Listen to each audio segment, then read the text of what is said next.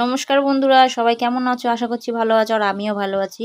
কেউ ভিডিওটা স্কিপ করো না, পুরো ভিডিওটা দেখো। তো আমি এখন রান্না করছি, রাত্রি হয়ে গেছে, প্রায় 8:30 বাজে। তো দেখতে পাচ্ছ ডিম তরকারি করব, ডিম কষা। তো দেখো আলু আমার ভাজা হয়ে গেছে প্রায়। আলুটাকে সুন্দর করে লাল লাল করে ভেজে এবারে বাটিতে নামিয়ে নিলাম।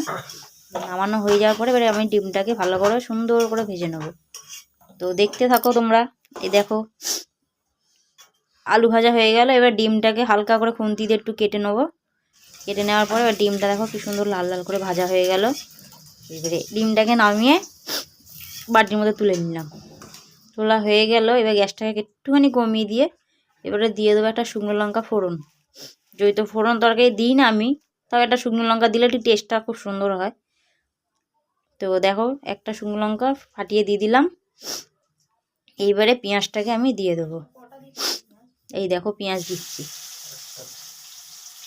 পেঁয়াজটাকে খুব সুন্দর করে একটু লাল লাল করে ভেজে নেব।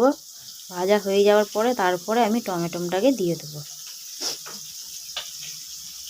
এই শীতের সময় একটু ঝাল ঝাল তরকারি না খেলে ভালো লাগে বন্ধুরা? বলো, ভালো লাগে না? দেখো পেঁয়াজটাকে খুব সুন্দর করে লাল ভাজা হয়ে গেল। দেখতে পাচ্ছ আমি এবারে লাল লাল টমেটো দিয়ে দিলাম কেটে ভালো করে।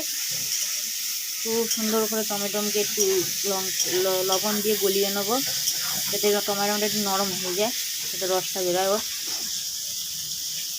টমেটো ভাজা হয়ে গেল। এবারে দিয়ে দেবে এক এক করে মশলা। আদা রসুন বাটা ছিল, তো ওটা দিয়ে দেওয়া হলো। এবারে দিয়ে দেওয়ার পরে এবারে মশলাগুলো সব এক এক করে দিয়ে দেবো। দেখো কে কে শীতের সময় ঝাল ঝাল তরকারি খেতে ভালোবাসো আমাকে বলো কমেন্টে। দেখো এবারে মশলাগুলো সব এক এক করে দিয়ে দেবো। এবারে দিলাম ধনে গুঁড়ো। এবারে সব মশলা এক এক করে দিয়ে দেবো। আবার কষিয়ে নেবো মশলা দিয়ে। এবার ভালো করে কষিয়ে নেবো একটু লাল লাল করে। এই দেখো এবারে জল দিয়ে এবার ভালো করে আবার মশলাটাকে কষাবো। কষানো আমার হয়ে গেলে তারপরে আমি দেখতে পাচ্ছ আমার মশলাটা খুব সুন্দর করে কষানো হয়ে গেলে হালকা লাল লাল হয়ে যাবে কষানো। একটু জল দেবো একটু একটু করে। দেখো তেল ছেড়ে যাবে কড়াই গা থেকে। খুব সুন্দর করে দেখো ভালো করে কষানো হয়ে যাওয়ার পরে আবার ভেজে রাখা আলুগুলো দিয়ে দেবো। চিকেন মশলা দিচ্ছি। চিকেন মশলাটা চিকেন কারিটা একটু দিলে টেস্টটা খুব সুন্দর হয়। এবার ভেজে রাখা আলুটা এবারে দিয়ে দিলাম। দিয়ে একটু জল দিয়ে ভালো করে আবার কষাবো। দেখো কষিয়ে নিচ্ছি। তো আমার কষানো প্রায় হয়ে গেছে। তো এবারে আবার একটু জল দিয়ে দেবো, দিয়ে আবার একটু কষাবো। দেখতে পাচ্ছ কালারটা তরকারি সুন্দর লাল হয়েছে। আবার একটু জল দিলাম, দিয়ে আবার কষাবো। দেখো কষানো হয়ে এসছে প্রায়। এবারে আমি ভেজে রাখা ডিমগুলোকে দিয়ে দেবো। দেখো ডিম দেওয়া হয়ে গেল। এবার কষিয়ে নিয়ে এবার আমি জল ঢেলে দেবো।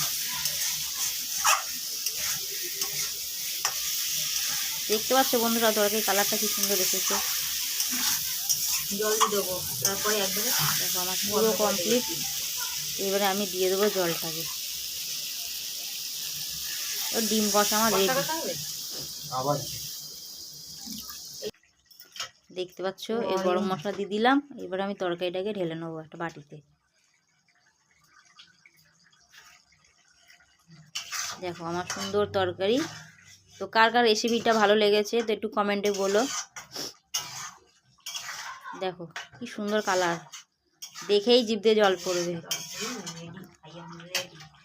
দেখো রেডি আমার তরকারি। গ্যাসটা অফ করলাম। দেখো কালারটা দেখো। এবারে আমি তরকারিটাই বাটিতে ঢেলে নেব। দেখতে পাচ্ছ কালারটা কি সুন্দর হয়েছে। ওয়াও, দেখলেই যেন জিভ দিয়ে